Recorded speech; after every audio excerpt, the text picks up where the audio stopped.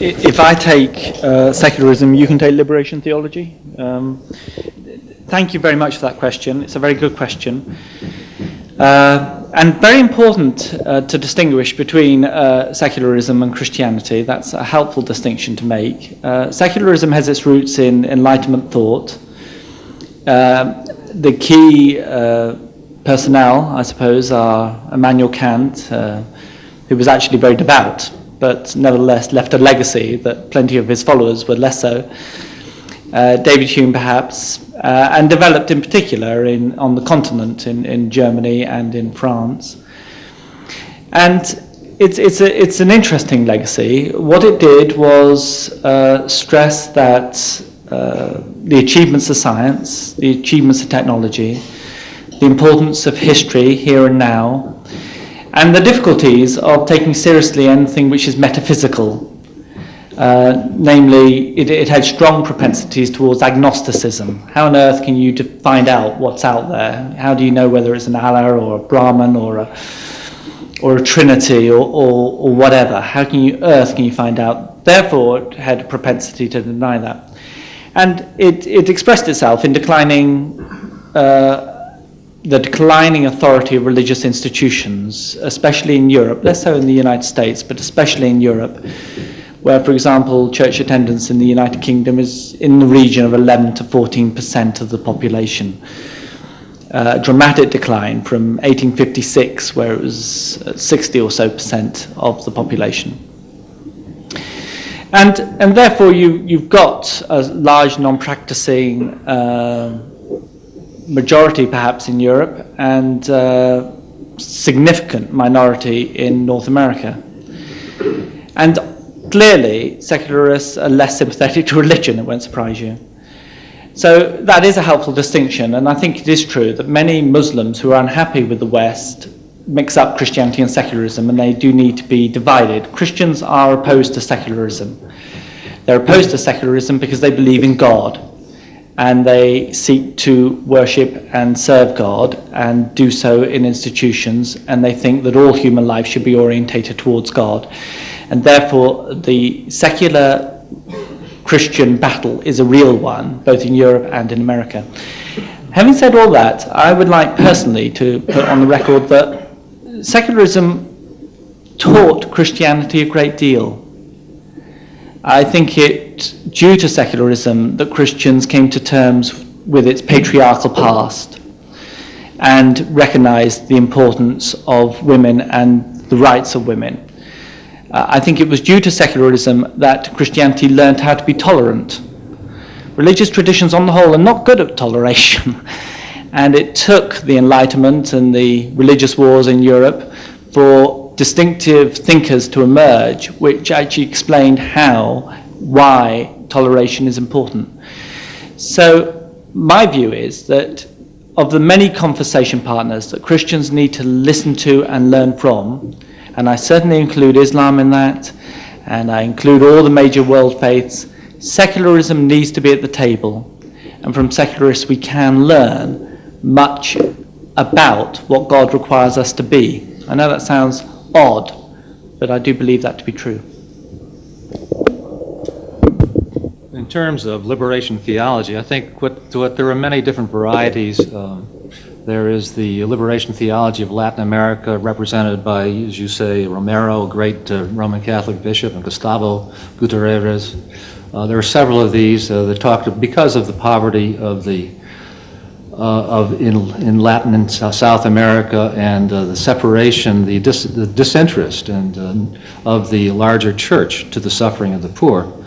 There was a return to studying of the Bible. And of course, the great motif, the great paradigm of the Hebrew Bible is the Exodus, the freeing of the slaves coming out of Egypt. And in the New Testament, it's the resurrection. The great paradigm is the New Testament. The overcoming of death with life, life trumping, overcoming death, good overcoming evil, and ultimately right prevailing in the world. That's the great hope that comes out of the resurrection of Jesus. And that's the kind of emphasis taking place in liberation theology. It's an attempt to get base communities, to empower people who are living in poverty, empower them to become respectful of self, and to challenge the social order, and to proclaim their own liberty and their own worth as human beings. And so we've seen that in Black and African America, and we've seen it amongst women and in feminist theology and womanist theology, and we've seen it in liberation theology in South America. I have some problem understanding how we relate 7 conditions with existing in America in the West. And I would like to understand from either of the speakers, how do you find the academic world as well as the lay persons who are practically involved in dealing with people, elaborating Christian view to their followers? How do they relate these 7 conditions with what's happening today in America and elsewhere? Secondly, I would like to understand how you respond to the secularist understanding, where secularism emerged as essentially a form of fundamentalism, insisting about its ultimacy, insisting about its immunity. In that kind of context, how can we think it's secularism that provides for tolerance? I think it has been the most intolerant philosophy of the world, insisting on one single view which has to be followed by all people, where they may have a quarter for their religious rituals, but not more than that. And that's an imposition. It's not a matter of just tolerance. So how do you respond to this view of secularity that exists today and the conditions you kindly mentioned? Thank you.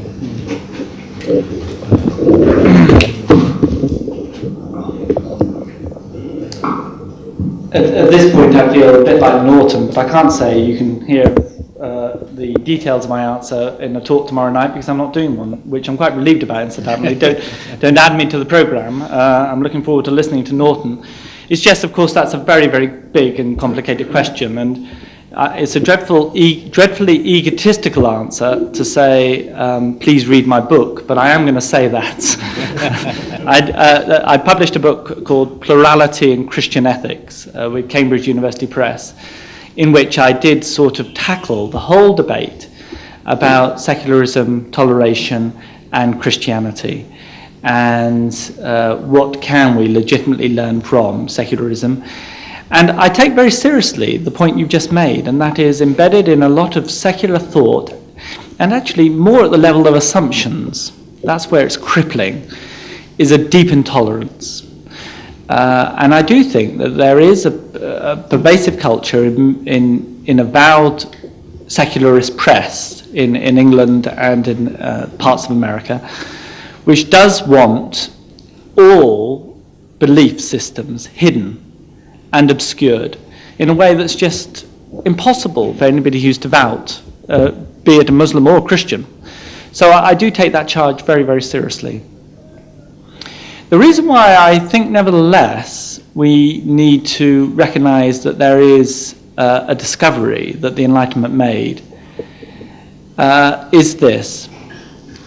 If you look before the Enlightenment, when Christians, Jews, Muslims, Hindus, Buddhists, and so on, were being true to their traditions without the sort of secular option on the agenda, I think all our histories have deeply intolerant moments. And that's because our commitment to what we believe is true found it very, very difficult to tolerate, and by tolerate I mean allow that which you strongly disapprove of. Our commitment to what we believe is true found it very difficult for us to tolerate those perspectives we thought are false. I mean, Augustine, bless him, made the mistake right at the start when he was dealing with the Donatist heresy and used the words of Jesus, compel them to come in, at which point he was actually authorizing torture and persecution of Donatists. And that's because he just thought that my commitment to the truth of Christianity and the importance of Christianity for eternal salvation means I can't permit people who are in error to go around confusing other people. And that problem is a problem which other faith traditions feel as well. And what the Enlightenment taught, I think, Christians was that something we should have always known, and that was that we are called to hold our convictions with humility. I believe Christianity is true, and I believe at the end of the age I will encounter a triune God. Everybody in this room thinks, well, with the exception of Ralph and a couple of other people, thinks I'm wrong, right? Now, what do I do in that situation? What I'm called to do is trust God more and hold my conviction of what I believe is true with humility and allow God to teach me more about God and God's relations with the world through the perspectives of others. And if you look at the epistemology, the theory of knowledge arising from David Hume and Immanuel Kant, that idea is embedded there. And that's an insight that, you know, is actually explicitly in the Quran, but certainly is implied in the Christian scriptures and tradition, that we need each other. God intended diversity in this world so we can learn from each other. And when I should not fear difference, I should enjoy it. And I should learn from difference rather than repressing it. I focused then on your second question. Do you want to comment on the first? What was the first thing? The 7 conditions for just war. Why are they totally ignored when it comes to... No, you don't want to talk about that one. Okay, well, I need another lecture for that one. But just briefly, there is a serious debate in North America, certainly, in Britain more so, about whether or not, for example, the doctrine of preemptive action is compatible with the just war tradition. And the most specialists in Christian ethics think it isn't.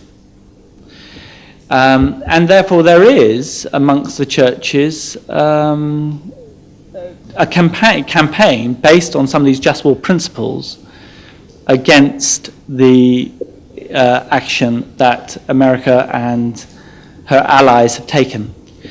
Having said all that, there are those, for example, Richard John Newhouse in Manhattan, who's a very significant Roman Catholic theologian, who thinks that the just war tradition is compatible with the existing American action.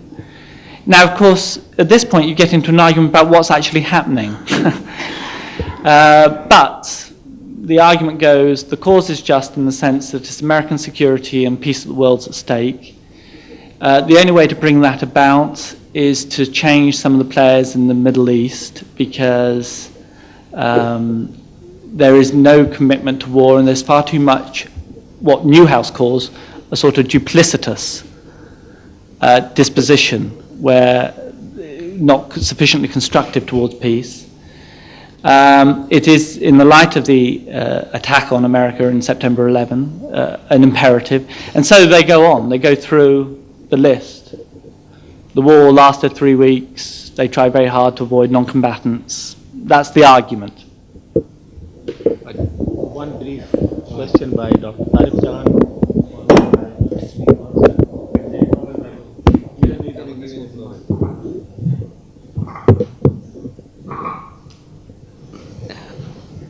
I was surprised that that a religious man like Dr. Markham has so easily gifted the concept of tolerance to secularism. I think secularism would be...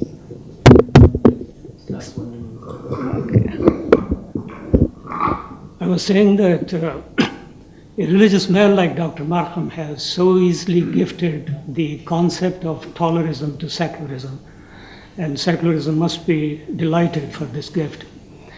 One of the major thinkers of modern era, the German philosopher Jürgen Habermas, in fact, he has written on this subject, and he said that tolerance is a religious concept which has been appropriated by secularism. Second, talking about just war, is it possible that some politician could be making war in the name of justice? Because when I look at Christianity as well as Judaism, there is a core element, common core element of justice. Justice means that those who are reacting to an unjust policy, their grievances should be redressed. Is President Bush is waging a war from that vantage?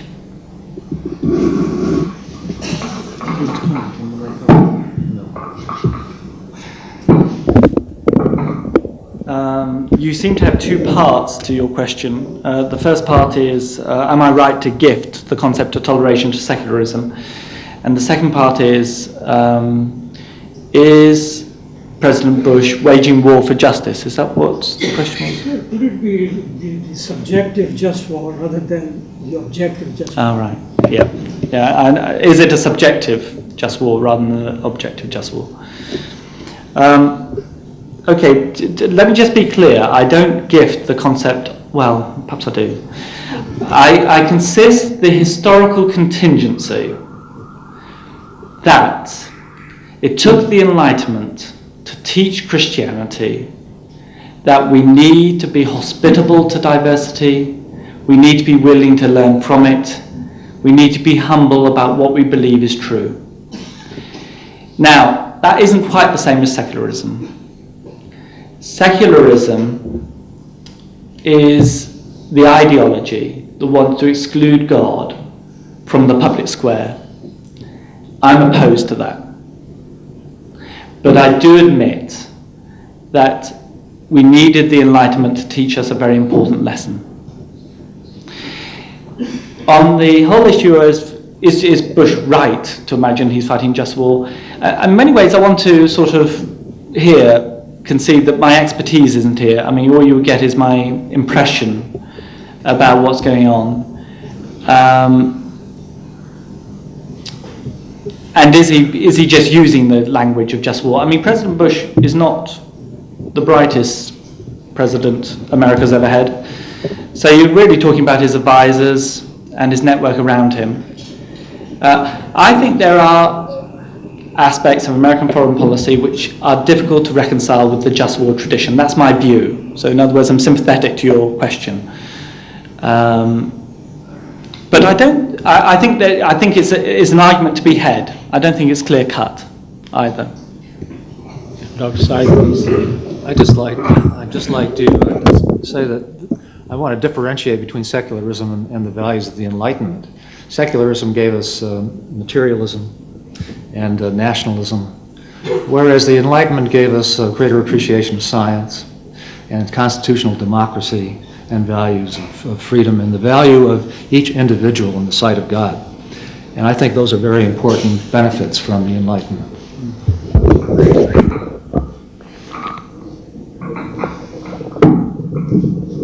I would like to push the Dr. Andy's observation rather to the past. Dr. Markham justified war in certain conditions. And we have the 18th and the 19th centuries as the era of the colonialism. And in this, the Muslim countries were on the receiving end. It is also on record that the Christian armies, European armies, had a very good support from the church. In fact, army and the church went in hand in the occupation of these Eastern and African countries. How would one justify, how would a good Christian justify what happened during the age of colonialism? Thank you.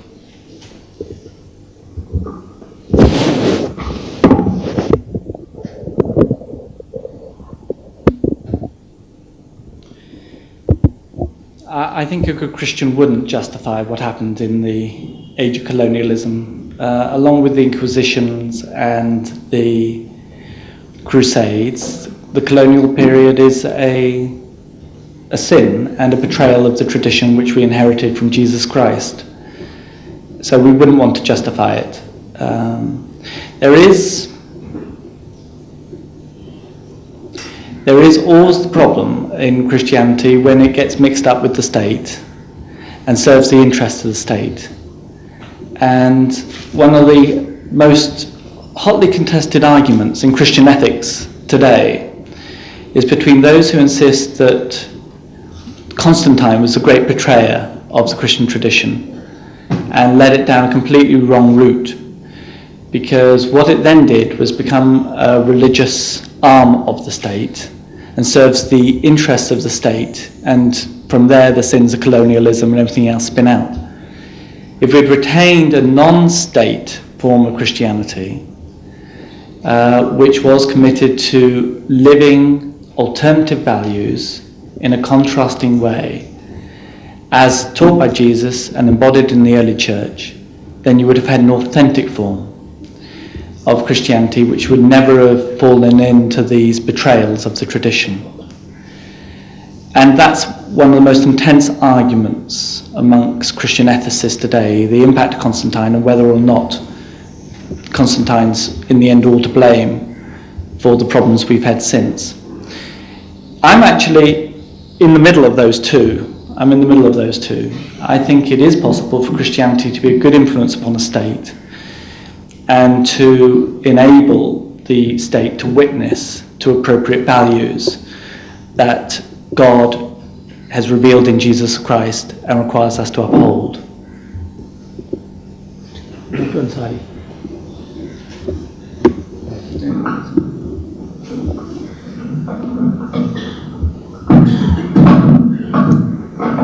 Thank you.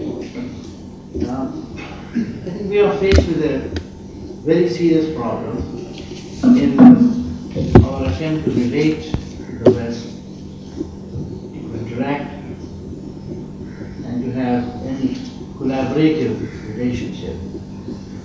One of the problems that we are faced with is the extent to which the West is secular or not, whether it's religious, secular, or a mix of religious and secular. I think many people who are of my generation in the Muslim world grew up making a very, very neat, clean distinction between the West as it used to be in the Middle Ages and the West as it is today. We often use the expression post-Christian West. Just to emphasize that the West that we are dealing with is no longer the West that was deeply under the influence of Christian values and Christian loyalties, norms, and feelings. I am conscious of the fact that it's perilous to use a term, the West, assuming that it is a monolith. Certainly it is not.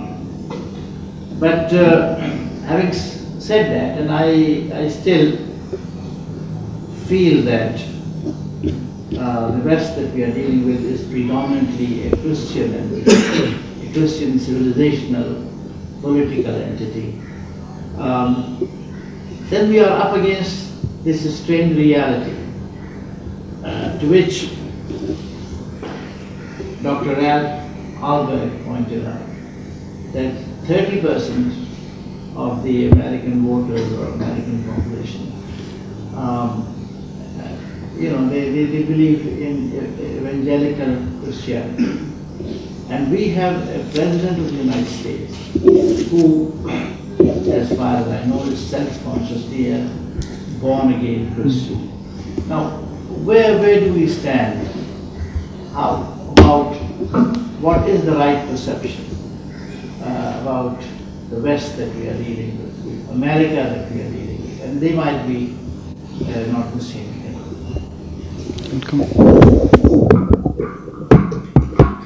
Well, as I said, I believe that the United States is deeply divided religiously. There is a very strong evangelical community that supports President Bush, and I suppose the ideas of translating American power into American hegemony all over the world, and advantages, all the advantages that accrue through doing that in the way of trade and increased wealth and power. But there's a strong, and historically strong, group of people, a group in the United States that have been always opposed to expansionism, always opposed to colonialism, and certainly opposed to the policies that are being practiced today by our government. There's a very strong group, a very real group, and it's incumbent upon us who oppose those policies to persuade our people of the rightness of our position and the wrongness of theirs, and that's what we need to do. I'm sorry for trying to explain what I meant. Expansionism, not that it doesn't concern me, but it doesn't concern the question. It doesn't motivate the question. We are thinking in terms of the extent to which the American population, and from that we jump to the American entity. To what extent Christian, any one form of Christianity or the other, motivates its actions in its dealings with others, and to what extent that affects the policies, the public policies of the American government. Well, the evangelical community has a great deal of power to influence the policies of the United States today, because they're very close to the president and to the decision makers in Washington.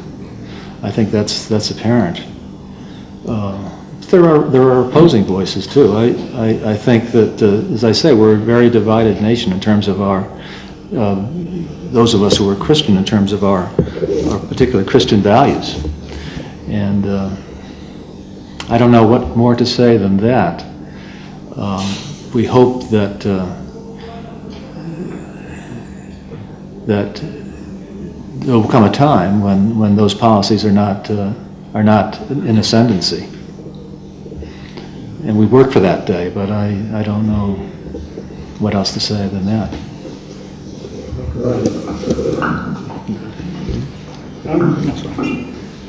I would like to challenge Ian on the answer he gave to Dr. Said about colonialism in the 19th century. I don't think it is acceptable to judge history by saying it was mistaken. It happened. And it happened because the Christian church, along with the state, agreed that colonialism was the right thing to do. And you cannot, at this point in history, say it was a mistake. It was not a mistake. It was intentional. The entire Christian church in the Western European world went along with it. There was no disagreement with the colonial efforts throughout Europe from any aspect of the church. And to say now that it was mistaken is itself a mistake of history. You cannot judge history this way. Let me just add to that.